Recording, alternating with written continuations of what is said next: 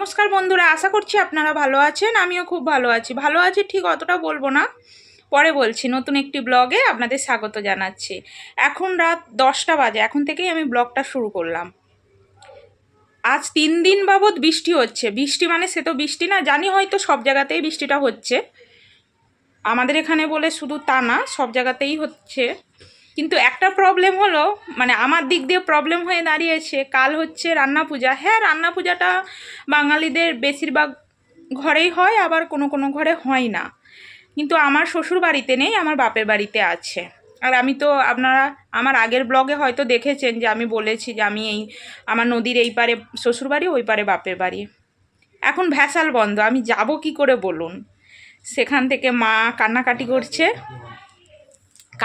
করছে এই নিয়ে। এখন আজকে মানে রান্না পূজার আগের দিনে আমি কিন্তু ব্লগটা শুরু করলাম। আপনারা হয়তো দেখতে পাবেন তার পরের দিনে আমি হয়তো ভিডিওটা দেবো, তবু আমি বলে রাখলাম।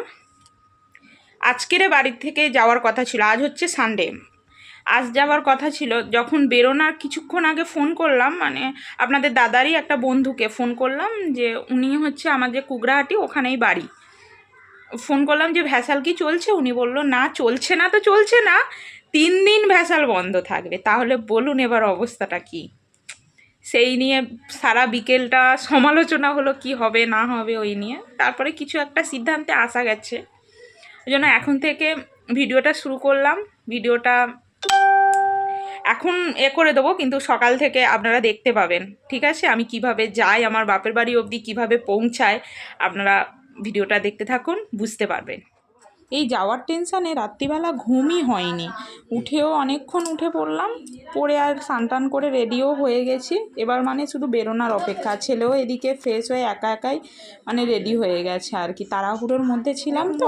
এখন 4:55 বাজে, ভোর 4:55 বাজে। আমরা উঠেছি হচ্ছে 3:45 সময়। আর এখন গিয়ে ওই যে 6টার ট্রেন ধরবো, তারপরে যাব। চলুন সঙ্গে থাকুন, দেখতে পাবেন। স্টেশনটা আমাদের বাড়ির কাছেই, 10 থেকে 15 মিনিটের। আর এখানে একটু চা খেয়ে নিলাম সকালবেলা। মাথাটা খুবই ধরে আছে, মানে সারা রাতই ঘুম হয়নি তো, টিকিটটা কাটা হয়ে গিয়েছিল। গিয়ে আবার আপনাদের দাদা বলল চলো চা খেয়ে নিই, শরীরটা খুবই ম্যাচ করছে, ভালো লাগছে না, ওই জন্য। আর এতটাই ঝড়ের মতো হাওয়া দিচ্ছিল, মানে ছেলেটাকে নিয়ে তো খুবই টেনশানে, মানে ঠান্ডা লাগার একটা ওর ভয় এমনিতে আছে, ওই জন্য একটু টুপিও হালকা নিয়ে নিয়েছিলাম। টোটোতে বসেও কানে ঢাকা দিয়েই আসছিল।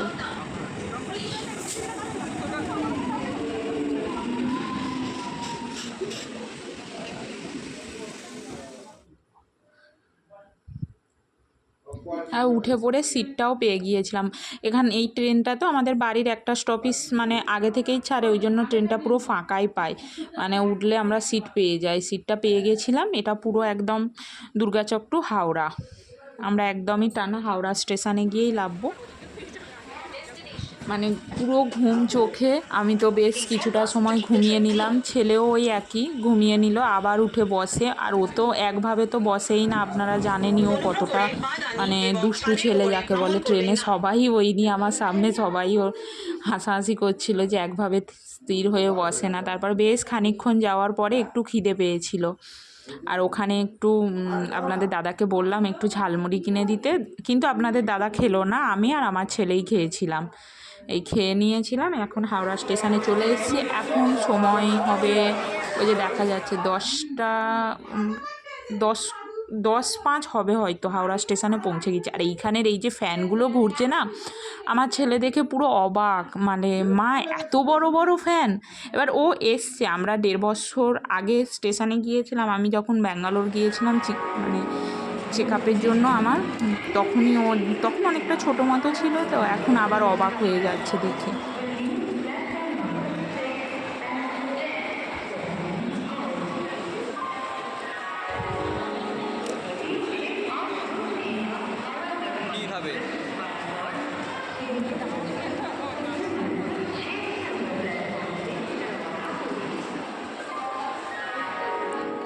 আর এইখানে আমার ছেলে তো দূরে থেকে এগুলো দেখতে পেলো। এমনিতেও যেটা সত্যি কথাই দুপুর হয়ে গেছে অনেকটাই, আমাদেরই নিজেদের খিদে পাচ্ছে, বাচ্চাটারও তো পেয়ে গেছে। ওখানে ও বলছে মা আমি কিছু একটা কিনে দাও আমাকে। আমি বলো কোনটা খাবে। ওর মতো পছন্দ করছে। ওখানে একটা বার্গার পছন্দ হলো, ও নিল। আপনাদের দাদা আমাকে বলছিল খাবে নাকি। আমার একটা প্রবলেম আছে, মানে গাড়ি বেশি জার্নিং করলে না খেয়ে নিলে একটু সমস্যা হয়, আর এমনিতে তো গ্যাসের সমস্যা জানেনই সবটা। ওই জন্য আমি বললাম না আমি কিছুই খাবো না, যা মুড়ি খেয়েছি আর একটু জল খেয়ে নেবো, হয়ে যাবে।